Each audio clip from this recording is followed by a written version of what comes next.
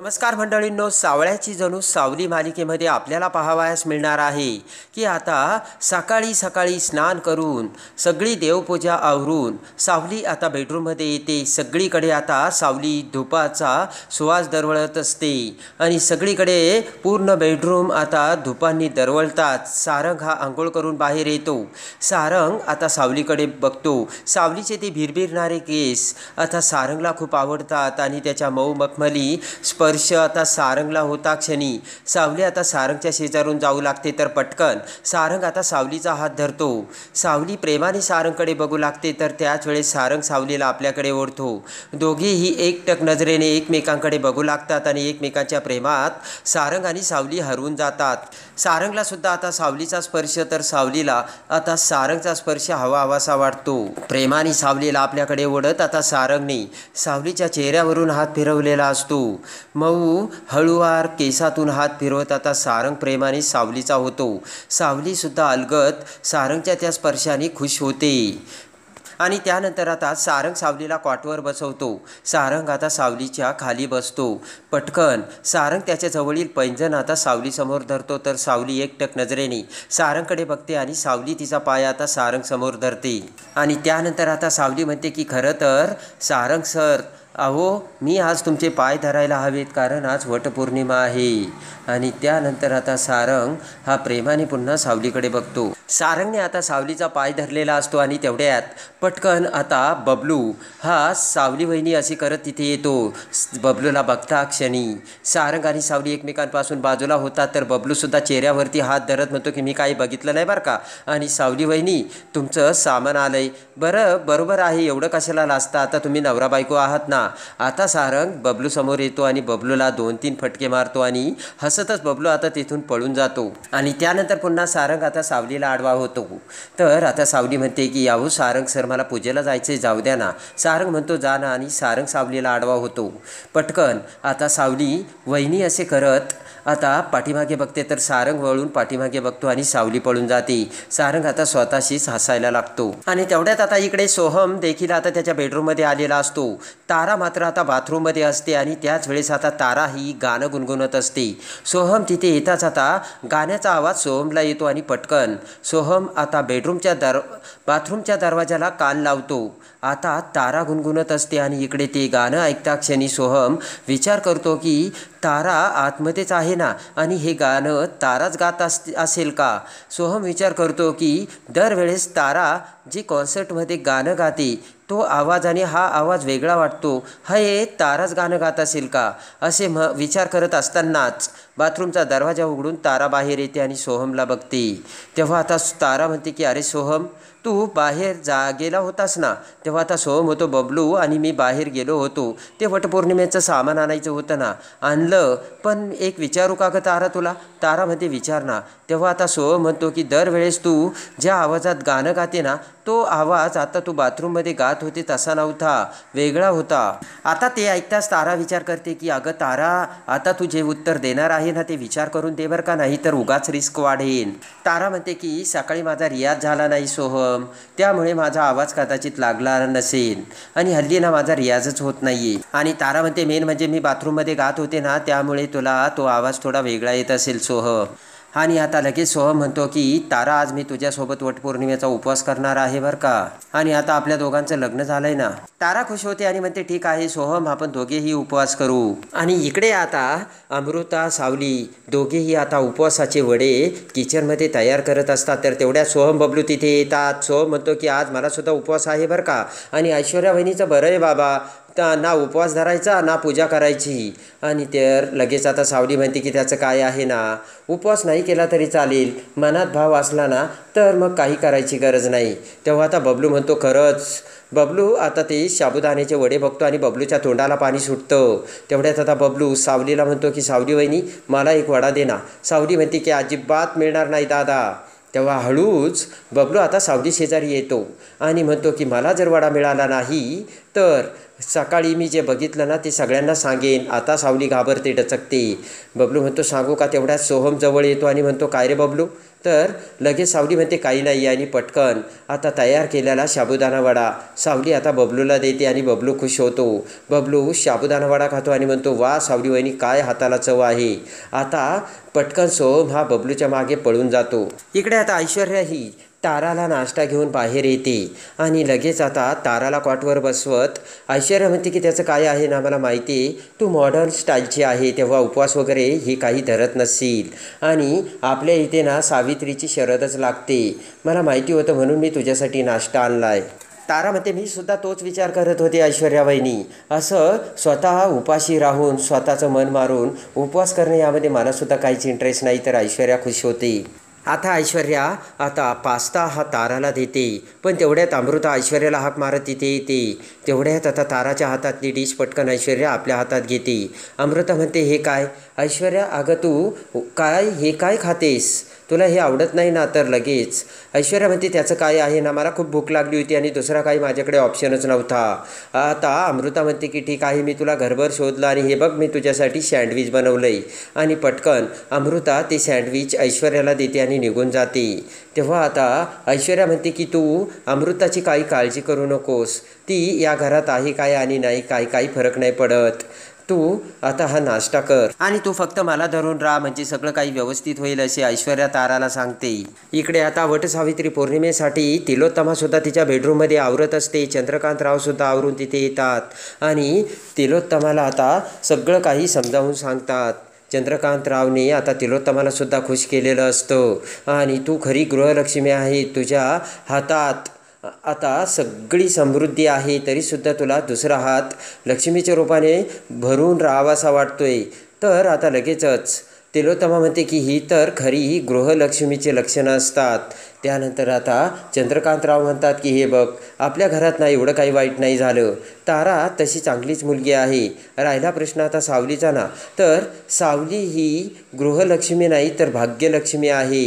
पटकन आता तिलोत्तमा बाहेर येते आणि सावलीसुद्धा पूजेचं ताट घेऊन येत असते. तिलोत्तमा सावलीकडे लक्ष देत नाही. तिलोत्तमा पुढे जाते आणि तारा ऐश्वर्याला म्हणते झाली का गं पूजेची तयारी झाली का? एक काम करा, मी पुढे जाते, तुम्ही मागून या. आणि तिलोत्तमा तिथून निघून जाते. आणि इकडे आता सगळेजण वटसावित्री पौर्णिमा आता पूजेचे ताटं घेऊन निघतात. सोहम आता सावलीला म्हणतो की सावली वहिनी तू सुद्धा गाडीतून ये बरं का. तर आता ताराला राग येतो. तारा विचार करते की ही सावली आत्ताच डोक्यावर बसायला लागली.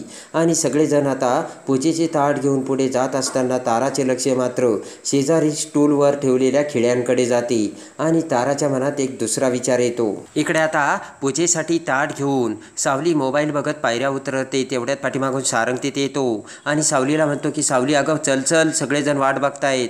तेव्हा आता सावली म्हणते की एक आईला फोन करून येते. सारंग म्हणतो ठीक आहे बरोबर ये लवकर. सारंग पुढे निघून जातो. इकडे सावली आता फोन करू लागते आणि इकडे आता तारा ही ॲटो रिक्षातून वटसावित्रीची पूजा करण्यासाठी आलेली असते. ॲटो रिक्षातून खाली उतरताच आता तारा ही पूजेचे ताट घेऊन आता वडाच्या झाडाकडे जाऊ लागते. आणि त्याच वेळेस आता सावलीसुद्धा सारंगच्या गाडीतून आता पूजेसाठी आलेली असते. नील, सोहम, बबलू, चंद्रकांतराव सगळे आता तिथे आलेले असतात आणि सारंग आता सावलीसोबत पूजेसाठी पुढे येऊ लागतो. आणि पटकन आता पुढे आलेली ताराने एक प्लान केलेला असतो आणि घरातून ते सगळे स्टूलवरचे खिळे तारा घेऊन आलेली असते. आणि आता त्या बरोबर ओट्याच्या मध्ये आता सावली जिथून येणार असते तिथे आता तारा ते खिळे रस्त्यात टाकते. आणि सावली आता पूजेचे ताट घेऊन पुढे येत असताना अचानक सावलीच्या पायात त्या खिळ्यापैकी एक खिळा घुसतो आणि सावली आता ओरडते. तर सारंग, चंद्रकांतराव, तिलोत्तमा सगळेजण आता सावलीकडे बघतात. तारा खूप खुश होते आणि आता सावली ही खिळा घुसल्यामुळे आता तिला खूप वेदना होऊ लागते. त्याच वेळेस सारंग पळतच आता सावलीकडे येतो. सावलीच्या पायातला खिळा काढतो आणि सावलीला आता धड चालताही येत नसतं. आणि पटकन आता सावली ही कशीबशी ओट्यावरती चढते आणि आता वडाच्या झाडाची सावली पूजा करते. आता वेळ येते ती वडाच्या झाडाला फेऱ्या मारायची, पण सावलीला अजिबात चालता येत नाही तर आता सारंग हा सावलीला ओट्यावरती चढून आपल्या कडेवरती घेतो. सावलीला मिठीत घेऊन आता प्रेमाने सारंग सावलीसोबत 7 फेरे मारतो आणि सावली आता तिच्या हातात तिने वडाच्या झाडाला दोरा बांधलेला असतो. मोठ्या दबंगी स्टाईलने सारंगने सावलीला उचलून घेऊन सावलीसोबत वड सावित्रीची खऱ्या अर्थाने पूजा केलेली असते आणि आता ताराचा डाव तिच्यावरच उलटवून आता खऱ्या अर्थाने सारंग आता प्रेम दाखवत सावलीचा झालेला असतो आणि सारंग सावलीच्या त्या प्रेमाचा नजारा बघून मात्र तिलोत्तमा, तारा, ऐश्वर्या यांचा मोठाच जळफळाट झालेला असतो आणि खऱ्या अर्थाने सावली आता सारंगची होते.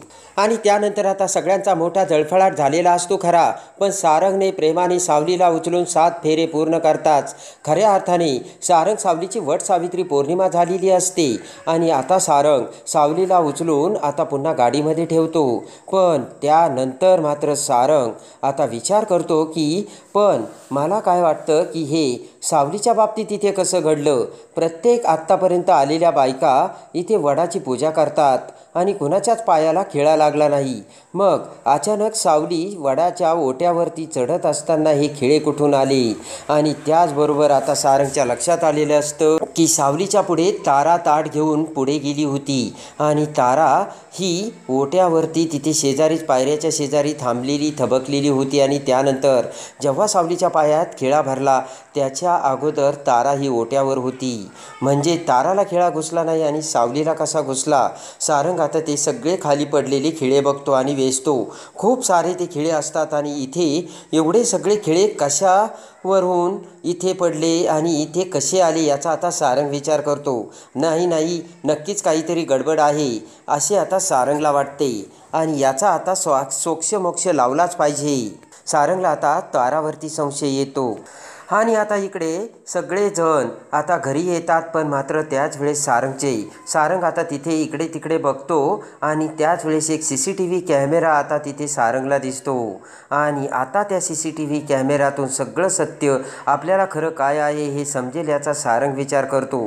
पण आता त्या CCTV कॅमेऱ्याची फुटेज बघायची कशी याचा विचार येऊन आता सारंग हा सावलीला घरी सोडून पुन्हा देवाला फोन कॉल करतो आणि घडलेली हकीकत आता देवाला सांगतात. भावाच्या नात्याने देवा लगेचच निघालेला असतो आणि आपल्या सिस्टरला कोणी त्रास दिला हे आता मी शोधून काढीलच असा विचार करून वाऱ्याच्या वेगाने देवा तिथे येतो आणि लगेच देवाने आता तो CCTV कॅमेरा आपल्या कंट्रोलमध्ये घेऊन आता देवा त्याची CCTV फुटेज बघतो आणि त्या फुटेजमध्ये अखेर तारा ज्या वेळेस ऑटो रिक्षातून उतरून आता पूजा करायला जात होती त्यावेळेस ताराने तिच्या ताटातील ते खिळे अलगद त्या पायरीच्या शेजारी टाकले आणि पाठीमागून सावली येऊन तो खिळा सावलीच्या पायात घुसला. हे सत्य आता बरोबर आता त्या CCTV कॅमेऱ्यातून समोर आलेले असते आणि ते बघताच आता ताराचे भांडे फुटलेले असते आणि देवा आता ते फुटेज सारंगला दाखवता क्षणी सारंगला ताराचा खूप राग आलेला असतो आणि आता आपण जर ताराला काही बोललो तर ताराला वाईट वाटेल.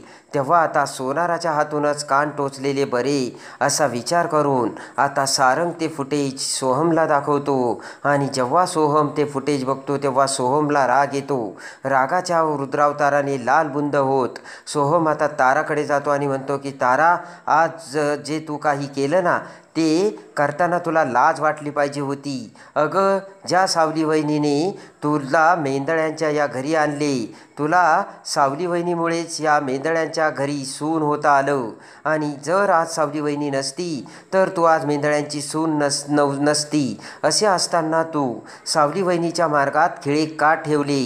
तारा आता जाम घाबरलेली असते. तारा म्हणते की सोहम काहीही माझ्यावरती आरोप करू नकोस. सोहम म्हणतो अच्छा मी आरोप करतो आणि चल असे म्हणत आता सोहम ताराचा हात धरून ताराला खाली आणतो आणि जेव्हाच ते CCTV फुटेज सोहम ताराला दाखवतो त्याच वेळेस आता दुधाचे दूध आणि पाण्याचे पाणी झालेले असते. ताराचा खरा चेहरा आता सारंग सोहम सगळ्यांसमोर आलेला असतो आणि लगेच आता सारंग म्हणतो तारा हे बघ मी तुला माहिती नसेल पण तुला पहिलं आणि शेवटचं सांगतो, सावली माझी बायको आहे आणि जर यापुढे जर तू असं सावलीच्या बाबतीत काहीतरी केलं तर मी ते सहन करणार नाही आणि खपवूनही घेणार नाही. अशा कडक शब्दात सारंगने ताराला जबरदस्त दम दिलेला असतो. सोहम म्हणतो की तारा, तुझी ही शेवटची चूक असेल. यापुढे जर सावली वहिनीला त्रास दिल्याचे माझ्या कानावर आलं तर मी काय करील ना याचा तू विचारसुद्धा करू शकत नाही, असे म्हणत आता सारंग आणि सोहमने ताराच्या नाग्या छाटलेल्या असतात आणि ताराला सत्याची जाणीव करून दिलेली असते. आणि सारंगने सावलीवरचे प्रेम दाखवून आता ताराचा माज उतरवलेला असतो. एकाच झटक्यात ताराला जमिनीवर आणून सावलीची जागा आणि सावलीची खरी किंमत सारंग आणि सोहमने ताराला दाखवून दिलेली असते. आणि त्यानंतर आता सारंग हा तिलोत्तमाकडे येत म्हणतो की आई, मला वाटतं की आता तू हा न्याय करायलाच हवा आणि मला खात्री आहे तू योग्य तो न्याय करशील. ते ऐकताच आता तिलोत्तमा खडकन जागेवरून उठते आणि तिलोत्तमासमोर येते आणि लगेच आता तिलोत्तमा म्हणते की तारा, मी तुला सांगते, तू माझ्याकडे आली होती आणि तू मला ॲक्सेप्ट करायला मला रिक्वेस्टसुद्धा केली होती, पण तू एवढ्या खालच्या पातळीला जाशील हे मला वाटलं नव्हतं आणि मेंदळ्यांच्या सुना असं कधीच वागत नाहीत. जे आज तू केलं आणि तुला याची शिक्षा मिळायलाच हवी असे म्हणत सनकन तिलोत्तमाने आता ताराच्या थोबाडीत मारलेली असते आणि ताराच्या थोबाडीत मारताक्षणी ताराला भयानक धक्का बसलेला असतो. आणि मेंदळ्यांच्या रीतीभाती, मेंदळ्यांची इज्जत, मेंदळ्यांची संस्कृती या हे तुला अजून माहिती नाही आहे आणि जेव्हा तू हे समजून घेशील ना मग तुला कळेल, असे म्हणत आता तिलोत्तमाने सगळा राग आता तारावरती काढलेला असतो. आणि ताराने आज जे काही केलेलं असतं त्याची भयानक शिक्षा ताराला मिळालेली असते. ऐश्वर्याच्या नादी लागून ताराने माती खाल्लेली असते आणि ऐश्वर्याने हुशारीने ताराला पुढे करून ताराने जो प्लान केला तो तिच्यावरच उलटलेला असतो. तर कशी वाटली सारंगची हुशारी ते कमेंट्समध्ये नक्की कळवा आणि सावळ्याची जणू सावली मालिकेच्या डेली अपडेटसाठी बेल नोटिफिकेशनवर क्लिक करून आपल्या चॅनलला लाईक करा, सबस्क्राईब करा.